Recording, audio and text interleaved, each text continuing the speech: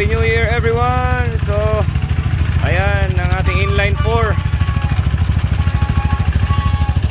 First, ang Badja 125. Ang FKN 3GP.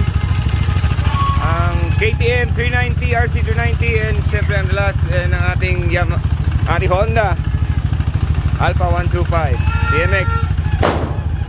So, warming up guys ang ating inline 4.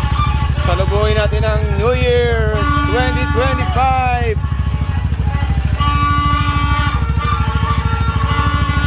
Salubungin natin ang year 2025. Warming up, rev up tayo mamaya guys. So we still have few minutes to go. So warming up muna. Warming up the inline 4.